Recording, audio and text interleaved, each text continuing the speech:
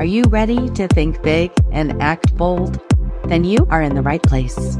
This is Innovative Entrepreneurs, a podcast that will bring you the stories, insights, and tips from some of the most successful and innovative entrepreneurs in the world. I am your host, Erica Bailey, and I am here to help you start, scale, and sustain your own entrepreneurial journey. Let's get started. Today, I have a guest on with me. He's a returning guest. His name is Dylan Lam. He is the founder and CEO of OmniRank, and I don't think I said that right. Dylan has a wealth of experience in e-commerce and online business, and he is known for his innovative strategies and solutions that help Amazon sellers thrive. So in our previous interview, we explored Dylan's journey and the remarkable future product predictor formula that he had created. So today, Dylan is here to kind of delve deeper into some exciting and crucial topics, what is known as Amazon PPC, external traffic, quiz funnels. Dylan, thanks for coming back. Thanks for having me again, Erica. It's been my pleasure to be here again. Thank you. So we're talking Amazon. We're talking PPC. So help me understand, what is the current landscape of Amazon PPC, and how has it evolved over the past few years? Yeah, the current landscape of Amazon PPC is more regulated, or I would say more advanced compared to the past. We can go back to the days like Amazon PPC is just you just put on your broad match campaign and turn an auto campaign back in the days in 2017, and you're still profitable without touching it. And then since then, the landscape have changed, as in we have to, as in a buyer, as in a seller, we have to be more sophisticated because the fees that Amazon have increasing daily or monthly, or yearly on the storage fee, platform fee, or even the margin of the competition that we have that they eat up of. And that's why sellers have to be really sophisticated, or really being a data scientist, as in when optimizing Amazon search campaign. And so since then, there is Amazon headline ad right now called sponsor brand, and then we also have the sponsor display and Amazon DSP as well. Those have been out for almost 1 year or 2 years already, right? Okay. And then since then, we have more data being opened up for us, which is the brand analytic. Once the brand analytic open up, and then it comes to the search query. Right? The impression search query performance report is what we are using right now daily to help sellers, to help brands to analyze what's going on in the market. Okay. Because in the past, those campaigns that we have, those reports that we have there, we are just guessing, as in, our impression gone down today, and then what happened, right? We are just comparing our data from the previous data that we have, whereas the search query performance report, we are able to compare the market with our current data. So the data that we are analyzing is way more sophisticated compared to the past that we are just analyzing headless, because of the data is not available for sellers. So good data always will give you direction, but you have to have good data. You have to have something to also compare it to, right? You have to look over a certain amount of time. So that's really interesting. So what are some of the new features or strategies maybe that sellers should be aware of that they don't already know about? When it comes to PPC, fundamentals is important, because the way that we try to analyze the keyword, and then we find out the gap, and then we avoid the ad waste, and then we're trying to optimize the overall campaign performance by negating keyword, right? Those are the standard. The search term query opens up just a bit more of a bird eye view for you to have different way of optimize, rather than optimize by an isolated bucket. Right now, we are optimizing in a bird eye view, with a bigger bucket. So our optimization is way better. And speaking of which, like what when you mean what are the latest strategy, right? When it comes to Amazon PPC, it's all about using the optimization process like gram or maybe ad waste analysis or negating a keyword by using a systematic way to make sure that keyword with clicks that is wasting a lot of amount of spend that will be going to the negative bank. So it's all about like constant optimizing from testing what's working and then take those working into a new campaign and then delete all those campaign that delete all those keyword that is not working. Use those budget allocate to find a new keyword that could potentially grow sales for your Amazon store, and then like using 20-80 rule. Then again, this is gonna and in this new campaign, there's gonna be probably have new keyword that is working. Take the 20% out, and then use that 80% of budget into testing new stuff. It's either gonna go to the lowest hanging fruit, like the new placement, or another kind of like optimization, as in the whole funnel that we're talking about. Or maybe it could be basing on the cost per click or CTR, which is a click through rate, to go for a deeper line from bird eye view to narrow down into maybe optimizing the creatives that you're using, maybe optimizing the campaign structure that you're building from your Amazon campaign in order to make sure that you have enough budget to continue to make yourself profitable as a seller. A lot of this can be used, I mean, not just through PPC, but we're talking about keywords. So, I mean, it's for, online optimization, what we call on-page optimization. It's that keyword strategy. Use the same for Facebook ads. I mean, anytime you're trying to do a paid campaign, understanding what those keywords search terms are and what is going to get you the best return on investment, right? So you have to can constantly be looking at the data and determining what works, what doesn't work, and getting the ones that don't work out of the bucket. But then you have to start a new bucket, right? We know these ones work, so now we're going to test these ones. I think it's quite interesting. Very systematical, very scientific. It's a good approach, really, honestly. It's probably the most effective approach, in my opinion. Yes, yeah. So what are the common mistakes then that sellers make with Amazon PPC? We might have touched on this a little bit. And how can they optimize their ads for better performance? So let's go beyond the keywords, right? How else can these ads be optimized for these products? We're looking at, good imaging, what other suggestions? So we're talking about common mistakes and optimization for better performance. One of the biggest common mistake is sellers is just spending huge amount of money just like into Amazon PPC without thinking whether or not if that is benefiting the keyword ranking, whether or not it's the sponsored keyword ranking or the organic keyword ranking. When we run PPC for clients, we always have a strategic planning on using a long tail keyword to rank a C keyword, and therefore we want to place that amount of budget into certain amount of budget into testing new things, certain amount of budget into working keyword, certain amount of budget into ranking a keyword. And it's because when you rank a keyword, then eventually that you were able to get organic sales. And both of them is like all in one, is not separable. But if we don't have any strategy about it, you're just placing budget blindly.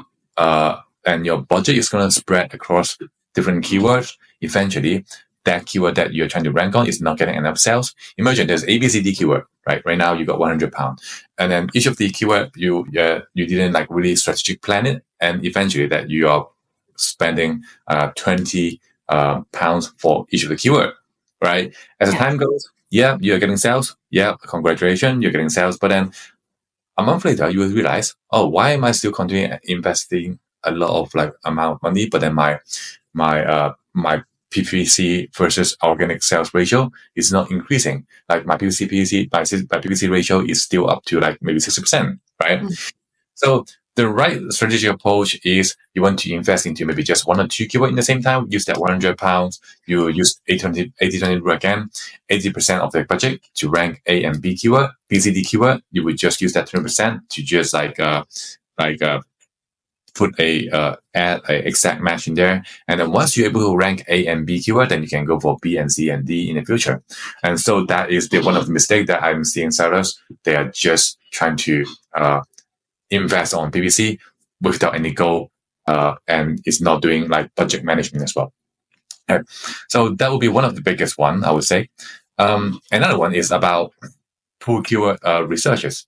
Pool keyword researches is like when sellers like they try to do keyword research, they thought, oh, I can just go on to Helium 10, Cerebral, pull up all the keyword that the competitor is using, and when find a keyword gap, and that will be it for the keyword gap for the keyword research.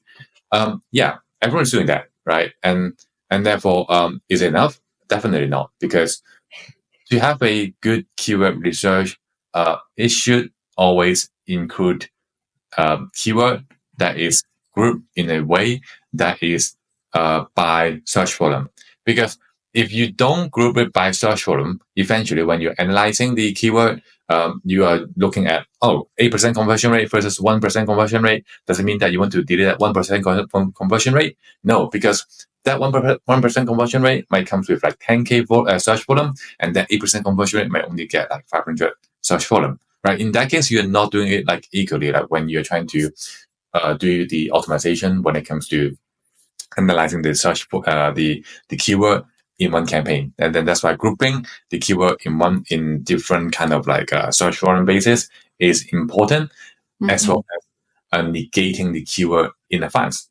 When it comes to negating keyword, a lot of like sellers, they will just think, oh, I'm selling a eyeglasses maybe.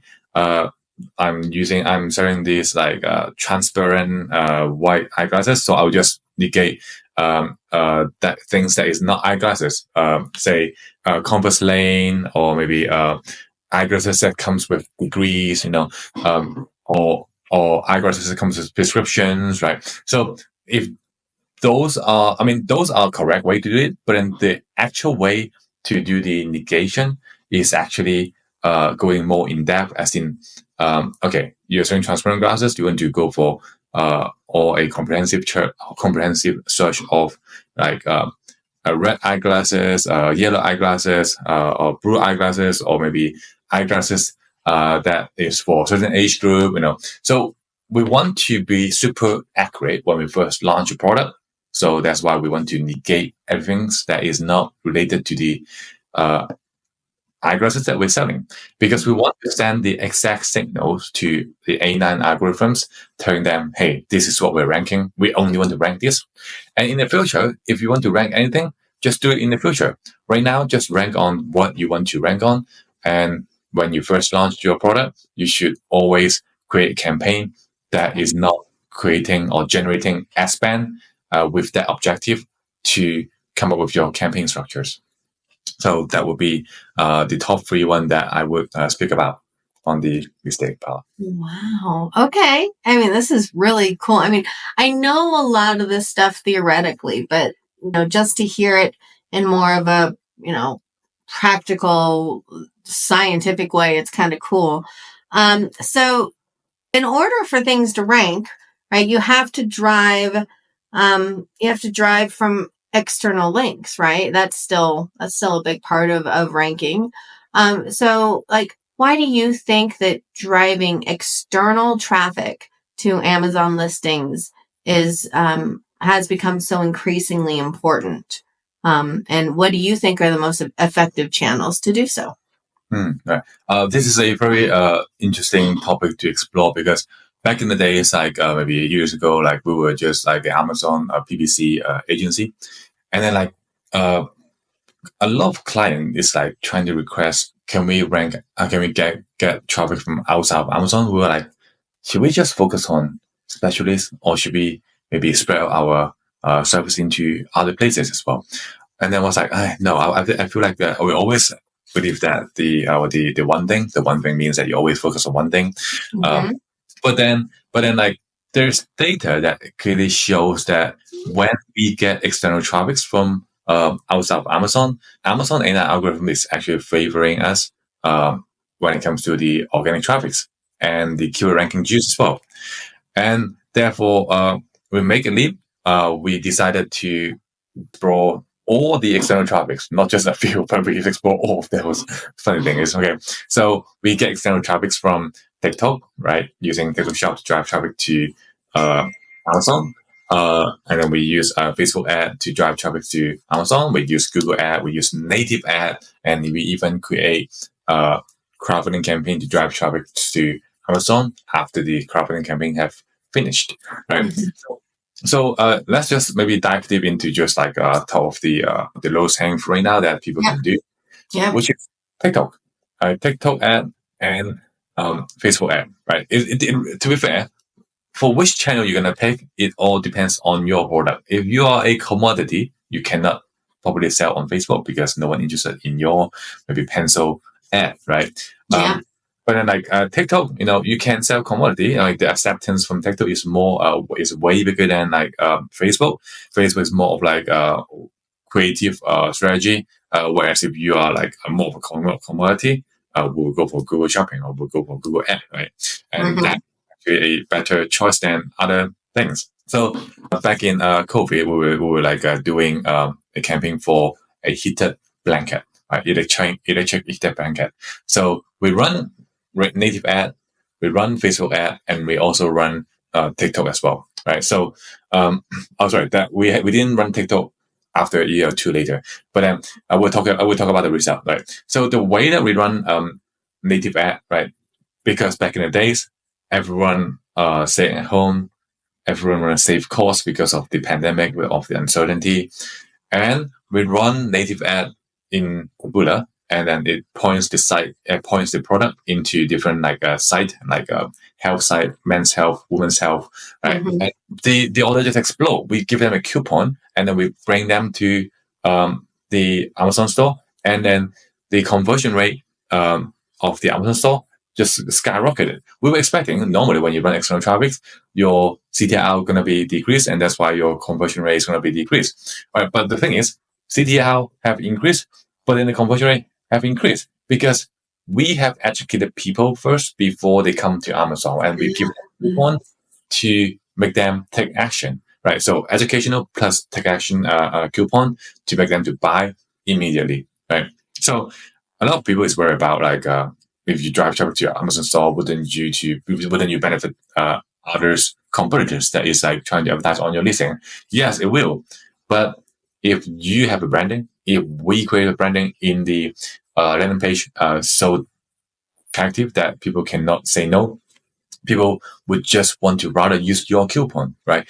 And that's your ticket to rank your listing to page number 1, to position on position number 3 or 2 as well, right? So why they say position 2 or 3? Because coupon strategy is just one way. And having a comprehensive channel like BBC, coupon strategy, running quiz funnel, that is your ticket, your gateway to bring yourself to position number 1, right? So yeah, we just finished talking about the native ad strategy, Mhm.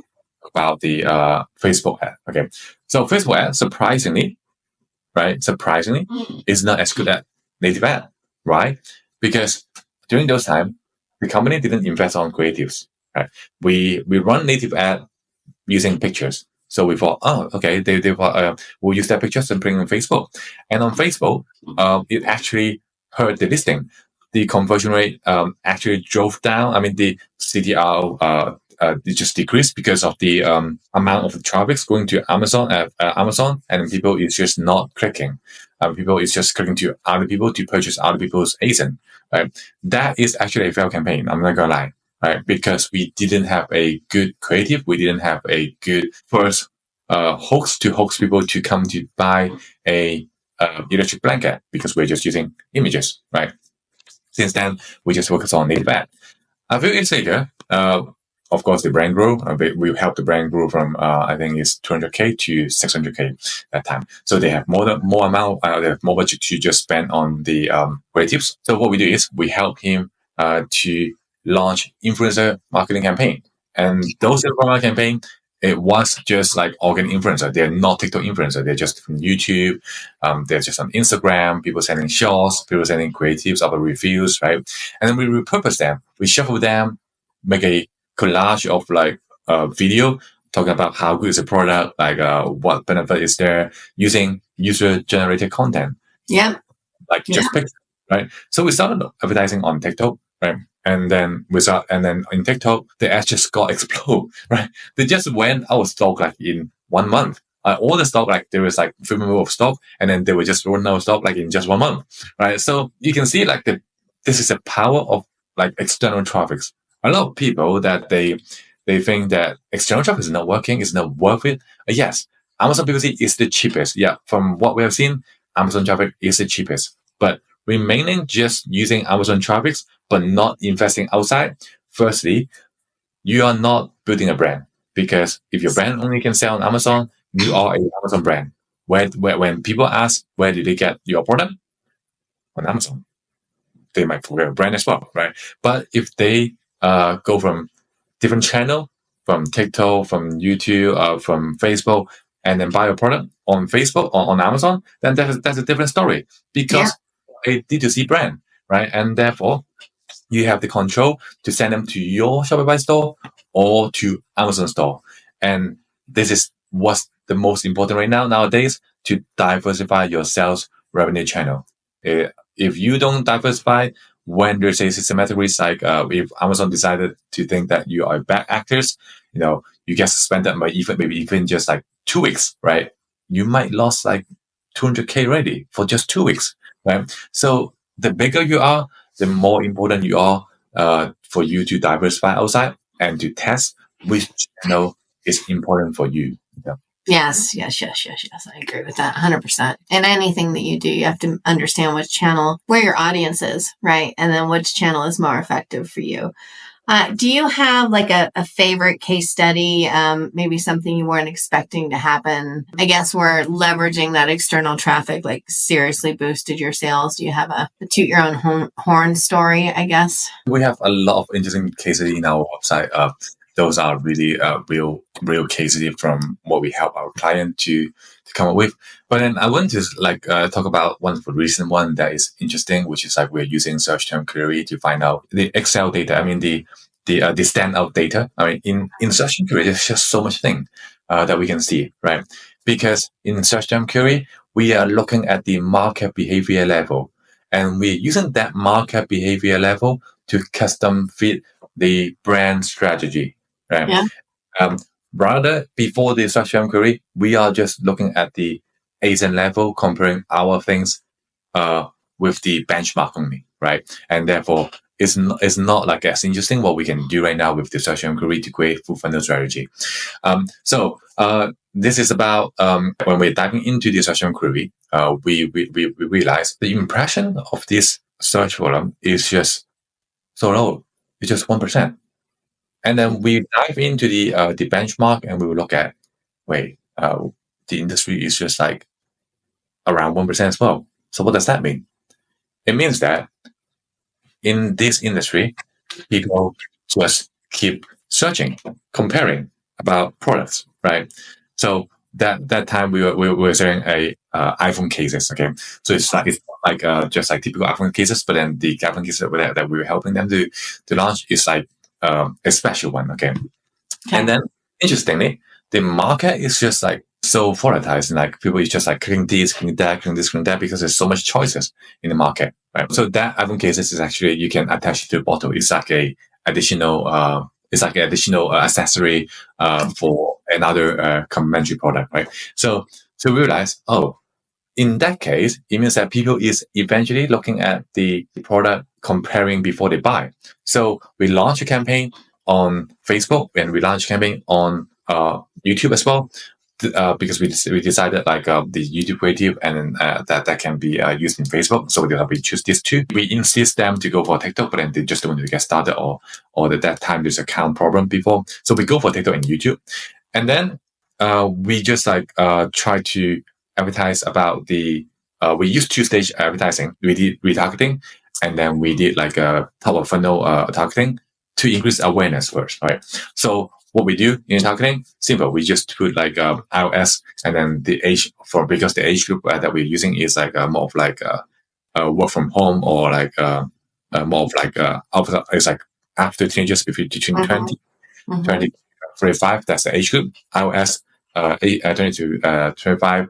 Those people. And then we just target those people with educating them what's the benefit of using our phone case, right? Just the benefit, right? But then we haven't talked about the main accessory, right? And then on the second retargeting ad, we talk about the main accessory plus the coupon, right? Okay. That just gives them surprise, right? Because they were explaining, on the first ad, they were thinking, it's just a case. Oh, it looks good. It's amazing. It increased the brand uplift, right? And then on the second one was like, oh, wow, I didn't know that these things that I've seen in the past can attach to this. It comes with magnetic as well at the back, right? Amazing. And then we give them the call to action. We tested WhatsApp and email as well, whether or not WhatsApp is better or email is better.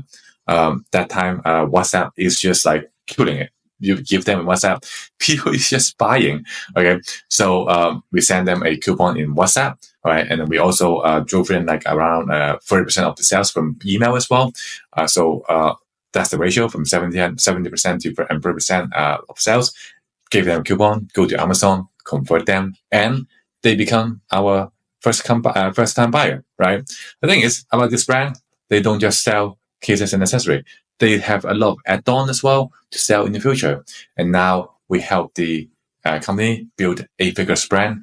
Actually, they're on the way to 8 figures. They're like, I think they're around 9 million right now, and they're about to hit 8 figures because of the strategy that we're implementing, using all the channel to build a e-commerce brand. So the problem is, a lot of people don't see that. A lot of people is just thinking as well, okay, I will just launch my product on Amazon and that's it. No, a lot of people even worse. Like they launch on Amazon selling the same product without thinking about being innovative or being treating them as in a real business, right? And so those are the people that is going to be eaten up by people that really think about selling on Amazon as a full funnel strategy rather than putting all the egg in one basket. So that would be the way that I would say be a visionary in the future, because in 2024, it's no longer like back in the days you can just sell white label product. This is so cool. All right. So, Dylan, in the beginning, we kind of touched on, or at least I touched on, this quiz funnels work. Can you talk to me about what this is? Quiz funnel is a way to generate a lead. It's a way to guide the customer to the purchase journey. So quiz funnel is actually one of the like old method, like I think it's called Ryan who invented that. But yeah, we have been trying to refine the whole quiz funnel strategy for Amazon seller. Like when we help them to build a landing page or website, like we always incorporate a pop-up about what you want to buy to help you guide what variation that you want to get according to your answers that you're providing, right? Right. So those are the original way that the quiz funnel has there. But then as an e-com seller, we want to know more about the audience. We want to gather information from them. Like yes. we want to know more about the occupation, so we can have a better targeting on our customer journey, right? Okay. So we don't just collect information. We don't just guide the product, guide the customer. In a quiz funnel, generally, like what we have is the primary purpose is to guide them for the product that they want to buy. Secondly, is to pre-upsell them, right? Pre-upsell them. What product do you have? Do you know in the company that you can, if you're buying a pen, if you have a pencil sharpener, you can have your pen, prolong your pen for maybe 6% of the time. Like you just pre-upsell them. You're not selling them anything, right? Yeah. And then sometimes we don't just pre-upsell them. We tell them what occupation are you? And then we give them pictures, student, teacher, or maybe this and that, right? So we are trying to do research about our brand, about who is buying from our brand, right? And of course, we ask them about the use case. Sometimes we know the use case because every use case means every marketing angle and messaging that we're developing for our Facebook ad, for our next creatives, right? And that's why we ask all those things from information connection to trust building to pre-upsell, right, to guidance, and that become a quiz funnel, right? And at the end of the day, when they finish the quiz funnel, right, they are supposed to, of course, get the answer on what should they buy and have create a few more touch points. I don't know if you remember that to get someone buy a product, you have to get 7 touch points, right? But a quiz funnel, since you have built the pre-sale already, and that's why you have already give yourself the pre-touch point, like maybe 3 of them or 2 of them, that they know in their mind, oh, they did mention that last time. I need to get that sharpener. And now if you give them a upsell email or cross-sell email saying that, hey, remember the sharpener? Now we're doing it 80% off, right? And so that is the meaning of the quiz funnel, right? Okay. When we have a landing page, as in a squeeze page to get them to Amazon, right? We test whether or not people want a guidance on the customer journey, right? If they want to, just click on the quiz.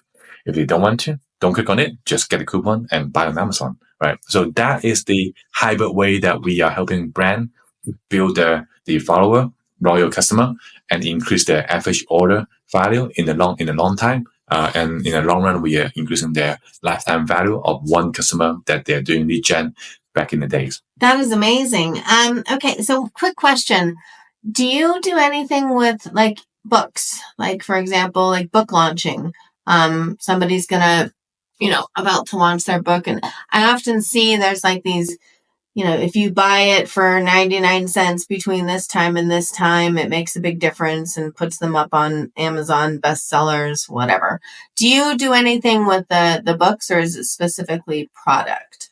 We don't do info product, as in like doing info product as in selling books. But what we have done in the past is, because in the Amazon buying and selling messages, like when after this is we call it a post-purchase funnel. So when customer buy your product, you can send them a PDF, and in the PDF, what we have incorporated in the PDF is like, of course, to guide them to their website to sell whatever they want to sell, which is going to be a lead magnet or the warranty, right, to attract them to your landing page first. And then we put in the QR code there, because every QR code that they scan, we have analytics to know where is people opting in from. Do they opt in from the packaging? Do they opt in from their newsletter that we are sending from Amazon Seller Messages? Or do they opt in from the insert card that we gave them?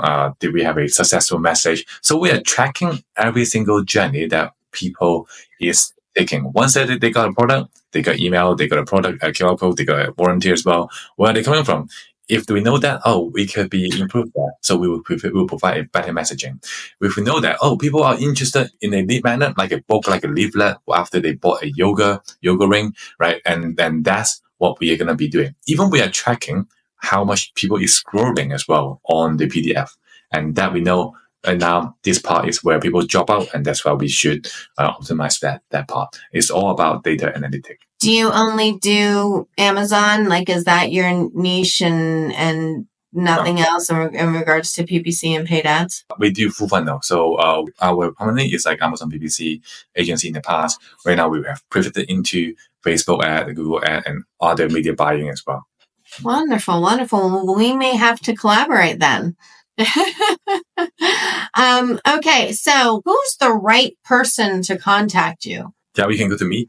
You can just type Digital Dylan in LinkedIn, or maybe you can just go to omrank.com and then you can just find me there. Fantastic. Who's the person that should be reaching out to you, I guess? Is it anybody trying to sell on Amazon? Like, help me understand so that we make sure we've got the right audience.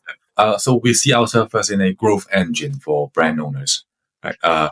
So whether or not you are started like a beginners who want to sell on Amazon, or whether or not you are selling on Amazon and want to grow to 7 figures, and you need a full funnel strategy to make yourself future-proof in 2025. All of those people, I mean, you need to look at the outside external traffics, or if you want PPC traffics that is handled by a full funnel agency, we're here to help. Wonderful, wonderful. Well, thank you again so much for coming back. I feel honored that you wanted to join me again. We'll make sure that all of your information is in the show notes, and we'll definitely be in touch because I'm always in the need for people who can help elevate my clients. So thank you. Thank you again, Dylan, and I look forward to talking another time. Yeah, me too. Thank you. Wow, what a great episode. I hope you had as much fun as I did. If you want more of this goodness, make sure you subscribe so that you get notifications for future podcasts. And if you found value from this, please share it with others. You can visit our website at cwgdigital.com. This is Erica Bailey. I am your host, and I will see you next time.